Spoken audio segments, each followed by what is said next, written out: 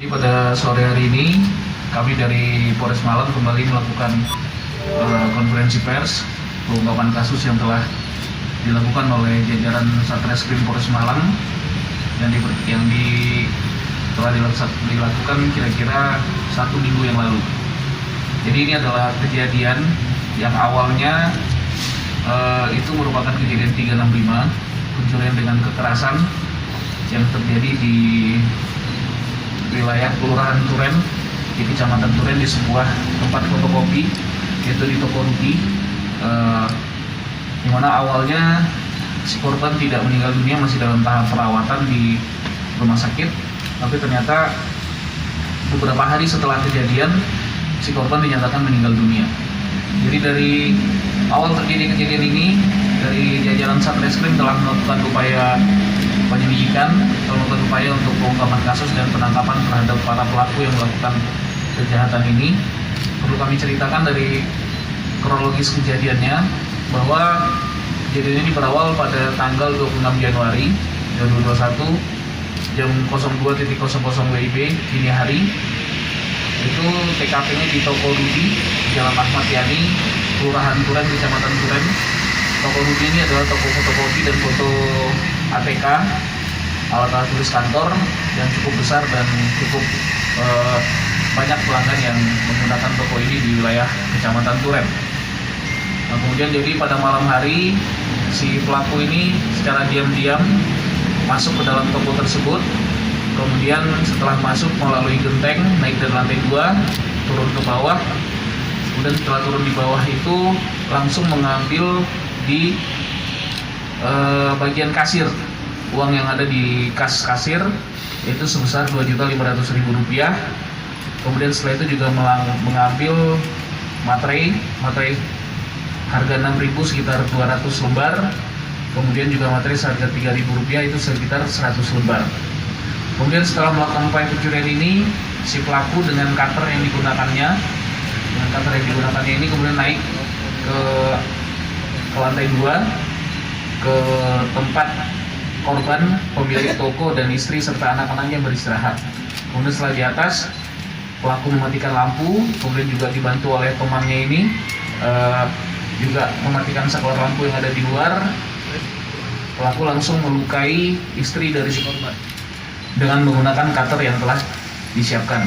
Kemudian karena akhirnya bangun gaduh, si suami ini sempat kabur. Si korban ini sempat kabur, berusaha kabur, tapi sebelum kabur melalui jendela sempat tertangkap oleh si pelaku. Kemudian sempat disayat beberapa kali di bagian leher, bagian muka, kemudian juga di bagian punggung. Kemudian setelah itu si korban sempat melarikan diri keluar melalui jendela rumahnya, dan si pelaku juga karena sudah panik langsung juga keluar, naik kembali ke genteng, kemudian keluar dari genteng ke arah belakang ke rumah-rumah tetangga.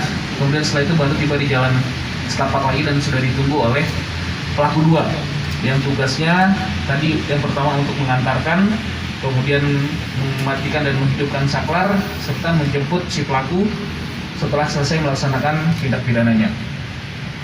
Jadi setelah kejadian ini si pelaku, si korban sempat dilakukan perawatan di rumah sakit Kanjuran ya? Di Bogor, di Turen. Kemudian setelah itu dirujuk ke RSSA Saiful Anwar di Kota Malang. Kemudian akhirnya si korban dinyatakan meninggal dunia. Nah, si pelaku ini sempat kita lakukan upaya pencarian sekitar 2 minggu karena si pelaku ini selalu berpindah-pindah tempatnya. Berdasarkan upaya dari lidik dan sidik di lapangan, akhirnya anggota bisa mengikuti ke arah si pelaku ini, sempat kabur ke Jombang, kemudian ke Tuban, dan akhirnya bisa diamankan di sebuah bengkel di Kecamatan Wajah, juga di Kabupaten Malang. Kebetulan yang bersangkutan saat itu sedang ada dua-duanya, si tersangka utama inisial N dan juga si tersangka yang ikut membantu yaitu yang berinisial R. Untuk si tersangka utama ini kebetulan juga masih anak-anak, umurnya sekarang masih 17 tahun.